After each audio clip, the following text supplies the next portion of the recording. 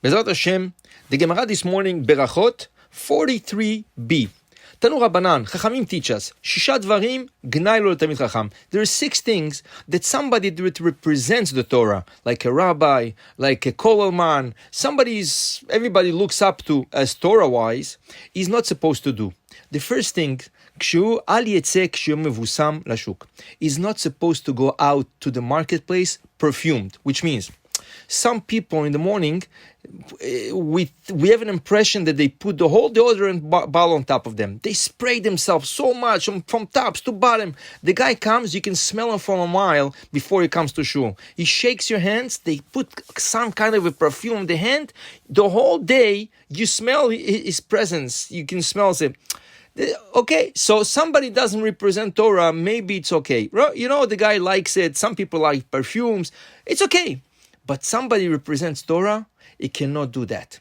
It's a mitzvah to put deodorant. Surely it's a mitzvah. You're not supposed to smell bad. And just the opposite. You're supposed to smell nicely, good, moderate. You cannot put too much. So this is one thing. The second thing, ve'al yetzeh yechidi balayla, should not turn in the streets on night by himself. And another thing, ve'al yetzeh b'minalim amtulaim, his shoes cannot be torn. He represents Torah, so his shoes supposed to be normal, decent shoes. Ve'al yesaper im isha bashuk. He cannot stand in the marketplace and with a lady and start talking to her. You know, some ladies stop you on the street and they talk and they talk. Some ladies do not know how to stop. They have a shooting machine. They talk and they talk and they try to stop them. If he's into this situation, he has to tell her, no, I'm sorry, I have a class. Somebody's waiting for me. Just get out of there. You're standing, you're speaking to her. She's a beautiful woman. Imagine if she's not dressed nicely and you're standing there and talking to her. People pass by. What do they see? Oh, I saw this rabbi. He was with this nice girl I'm talking to. You know, you're giving all kinds of ideas to people.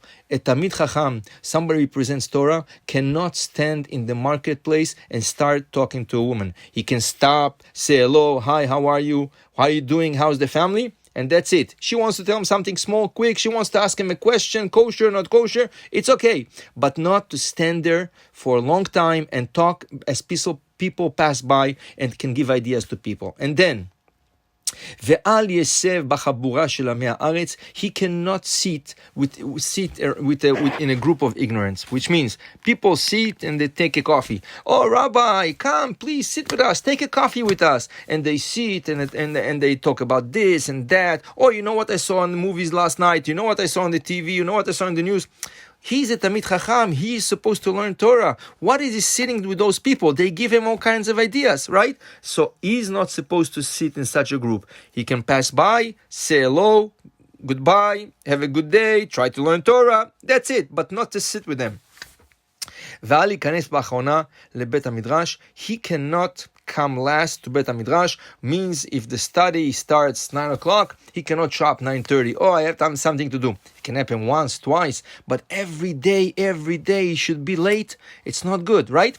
There's a question in a different Gemara, when there's a class, should the rabbi come first before everybody arrives, or should the rabbi come last? Some hold the rabbi should come first.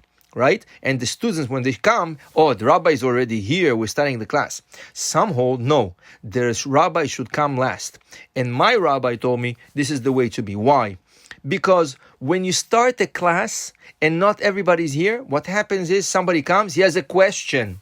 And then he asked the question of something that you explained already, and you have to go back now 15 minutes back into the class and explain him something that he's late. Sometimes you cannot tell him, oh, you're late, right? And then 2 guys like this. So he is asking a question, so the whole class is delayed. It's better for the rabbi to come 5 minutes, 10 minutes late, and not because he's late, because he wants everybody to be there. He wants everybody to start together. So a little bit, 5-10 minutes is okay. But to come every day, right, late, like half an hour, 45 minutes, never on time, and especially when it's davening, right, you're supposed to give an example. You're supposed to be there amongst the 10 first ones, right, to show example to people that have to come to a davening, to show on time. Like I said, for a class, is it something else, but not to come always late.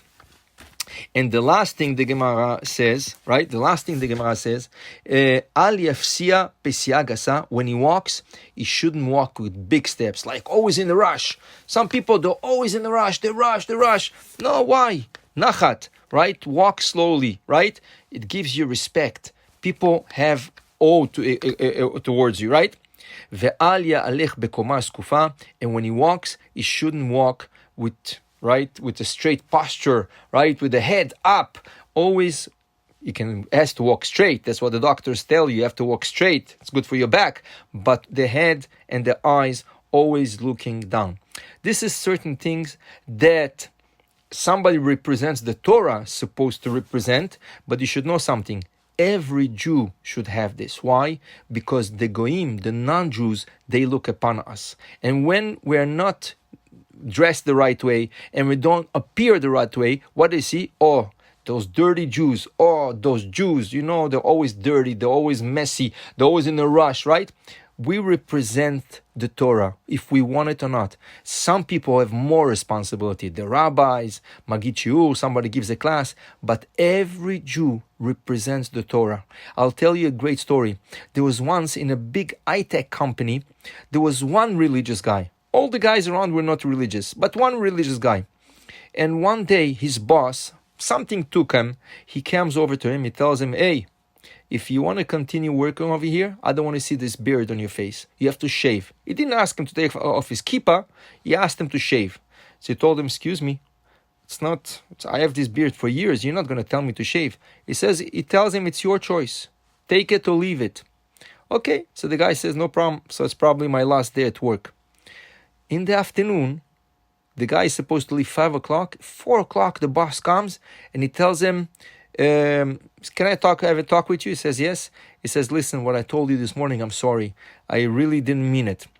So the person told him, okay, so what's it's all about? So it happens to be that Min HaShamayim, one big company called in and spoke with this boss. And what did they tell him? We're looking for this guy. This guy is talking to. Why? Because they told him every time we call, we get the best service with him. He's honest, he's loyal, he's very serviceable.